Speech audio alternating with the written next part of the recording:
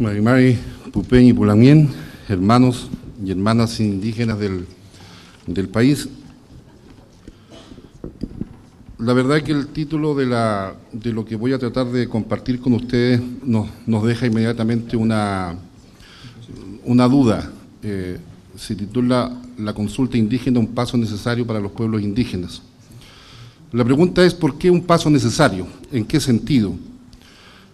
Desde que nosotros nos conformamos como Consejo en mayo de este año, uno de los principales puntos que necesitábamos tratar con el gobierno era la implementación del convenio 169, por cuanto ya está ratificado en Chile desde el año 2008 y no teníamos ningún avance, ninguna señal, ninguna luz clara desde el punto de vista de las relaciones políticas hacia dónde iba este convenio. De no ser por los tribunales de justicia, por las Cortes de Apelaciones, por la Corte Suprema, tal vez el tema de la consulta incluso hubiera ido quedando en el camino porque francamente no era tema ni para los gobiernos y debo reconocer también que tampoco era tema para los pueblos indígenas. No estábamos preocupados de la consulta porque de alguna manera no entendíamos lo que era la consulta, a pesar de que usábamos el eslogan de la ratificación del convenio 169 desde que este instrumento jurídico se crea. Desde ese momento en las organizaciones indígenas, si hacemos un recorrido histórico, cada organización, cada territorio, cada pueblo siempre dentro de sus demandas exigió al gobierno de turno y exigía a los gobiernos de turno la ratificación de este instrumento jurídico internacional, que dicho sea de paso es un tratado de derechos humanos, por lo tanto, desde esa dimensión es la que nos corresponde hablar, enfrentarlo, asumirlo como un tratado de derechos humanos. En esa línea, como solamente existía un eslogan, la pregunta era ¿cuándo lo vamos a implementar? Y no solo cuándo, sino que una pregunta más difícil todavía, ¿cómo lo implementamos? ¿Cómo lo hacemos? ¿Va a ser la implementación algo que tenga que ver solo con un decreto? ¿Vamos a participar, tal como lo establece el articulado del convenio, en la toma de decisiones? ¿Vamos a entender que la consulta, tal como lo reconoce el comité de expertos, es la piedra angular para la implementación de este convenio? La verdad es que esas preguntas en muchas organizaciones no se hacían, ¿ya? Y hay que asumirlo, hay que reconocerlo, hay que hacer una autocrítica. ¿Cómo queremos que se implemente? O sea, ¿es suficiente la ley en sí misma para su implementación? ¿Garantiza el ejercicio del derecho si nosotros solamente quedamos de espectadores sin entender que somos los depositarios de estos derechos? Obviamente que la ley por sí sola no garantiza eso. Lo que nosotros pretendemos y apuntamos es entonces a socializar y a preguntarnos a nosotros mismos, a hacer el esfuerzo político con una altura que supere las diferencias naturales que incluso pueden existir no solo entre pueblos, sino que internamente, entre organizaciones. ¿Cómo lo hacemos para enfrentar un proceso que nos corresponde y nos atañe a todos? La consulta, ¿es un procedimiento solamente o es un derecho?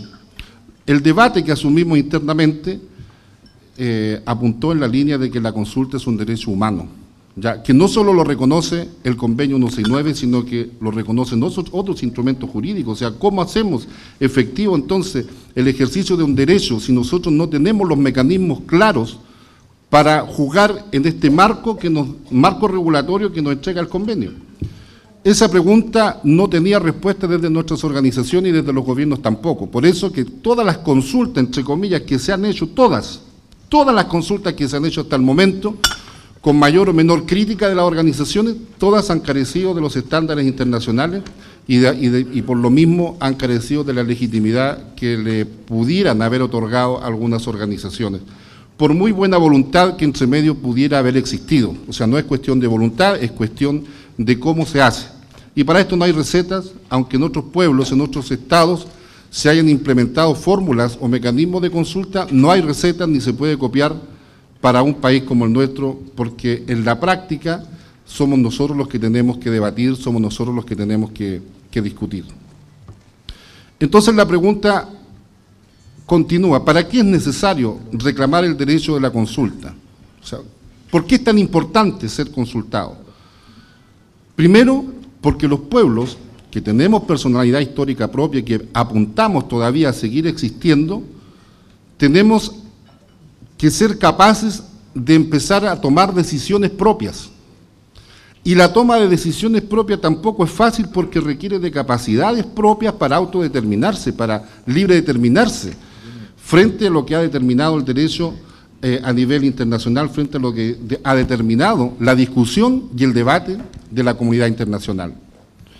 Por lo tanto, frente a esa situación, nosotros teníamos que dar un paso necesario para avanzar, y la consulta es solo el inicio, no es el término de la relación con el Estado. La consulta va de la mano de la participación, entendida esta incluso, desde mi punto de vista, como soberanía de los pueblos indígenas.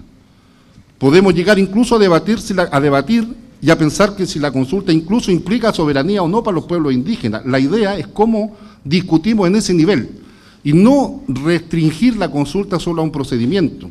Si ustedes recuerdan, o los que han hecho seguimiento, por lo menos a lo que en el año 2000 un grupo de diputados planteó para restringir el alcance del convenio, el tema central del reclamo que hacían, o la presentación que hicieron al Tribunal Constitucional, precisamente radicaba en que ellos decían que la consulta implicaba soberanía. Y ellos decían que a partir de eso no podía ser constitucional. Sin embargo, el Tribunal Constitucional les dijo lo contrario, y por eso es que estamos también hoy día tratando de discutir en esa dirección. O sea, hacia dónde queremos ir.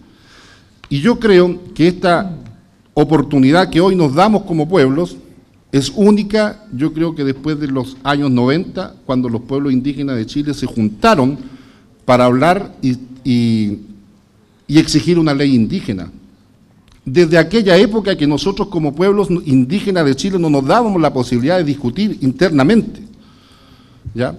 Por diversas razones, y podemos hacer incluso hasta un seminario para buscar las razones del por qué no nos juntábamos. El tema es que si hoy estamos acá es precisamente porque queremos empezar a tratar de ejercer un derecho que está ampliamente reconocido. O sea, ya no queremos que se reconozca el derecho ya está reconocido. El problema es cómo lo ocupamos, cómo lo ejercemos, cómo lo hacemos también práctico. Y eso no va a depender de lo que esté pensando el gobierno. Por eso va también el convenio a establecer una relación distinta.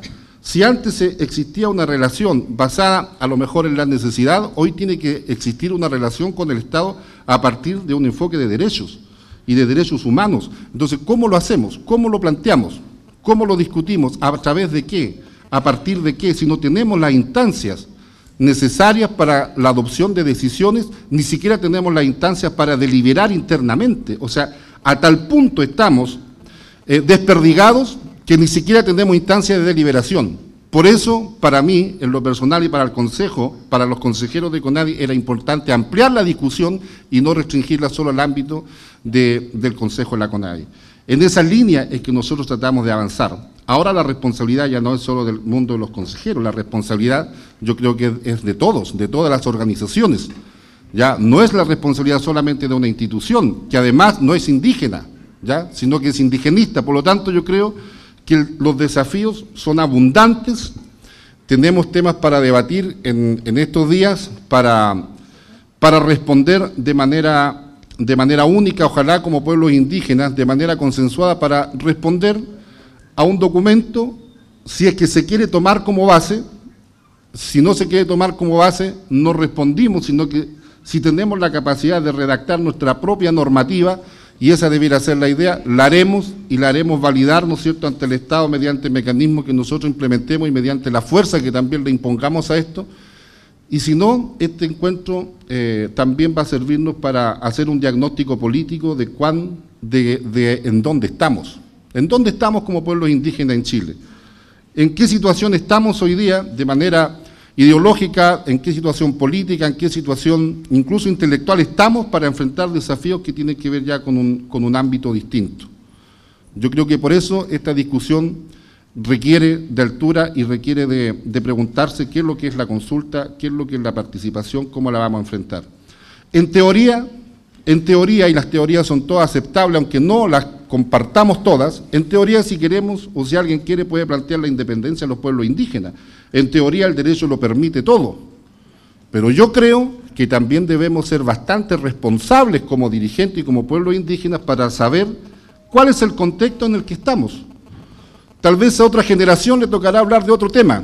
Como antes una generación de dirigentes habló de ley indígena, hoy otra generación está hablando de implementar el derecho a la consulta y la participación y de otros derechos sustantivos, y seguramente otra generación tendrá que hacerse responsable de su propio contexto, el que le toca vivir. A nosotros nos toca vivir en un contexto en que los estados y en que los mismos pueblos indígenas han establecido mecanismos para dialogar, al menos a nivel internacional. Tenemos el Foro Permanente para Cuestiones Indígenas en Naciones Unidas, y tenemos también discusiones que se están dando en el seno de la OEA para discutir a nivel dirigencial, pero internamente nosotros acá los pueblos indígenas no hemos tenido esa posibilidad de juntarnos, y al menos hoy lo tenemos.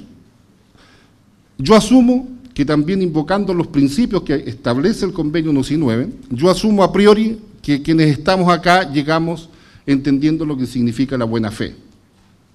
La buena fe implica no solo exigirle al Estado o a los gobiernos que actúen en función de respetar los acuerdos.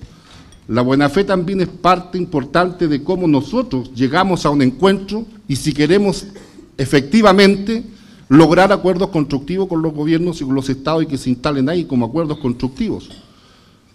O sea, ¿quién va a medir la buena fe?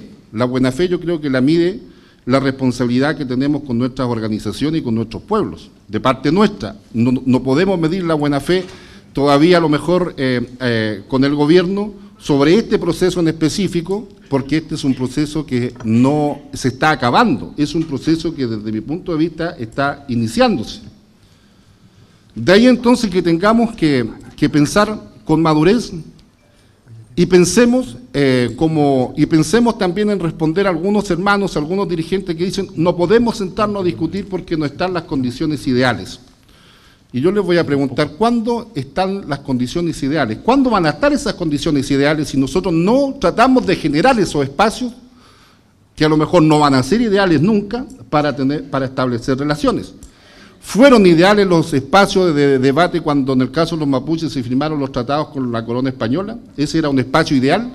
Era un espacio, para mí, desde mi punto de vista, que era resultado de una guerra para firmar tratados internacionales. Entonces, ¿cuándo van a estar los espacios ideales o la situación ideal para debatir?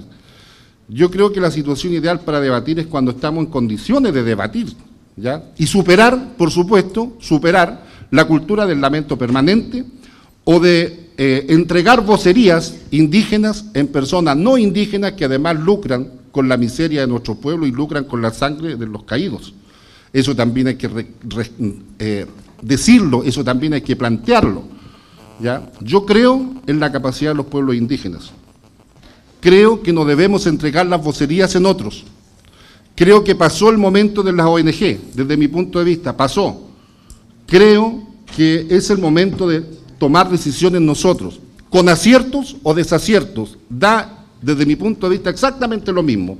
Pero si es un acierto, va a ser un acierto político nuestro, va a ser un acierto político que lo discutimos, que lo debatimos entre nosotros. Si es un desacierto, va a ser un desacierto político también nuestro, y no tendría por qué ser un error, porque todo el mundo también tiene desaciertos políticos, va a depender de cómo hace o elabora su estrategia.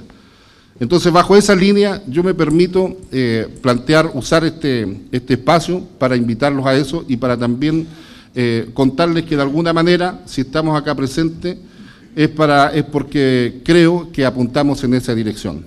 Yo creo que no podemos nosotros justificar errores que hoy día cualquiera por ahí comete. Cualquiera hoy día comete errores en nombre de nuestro pueblo y después tenemos que nosotros salir defendiendo algunas cosas indefendibles.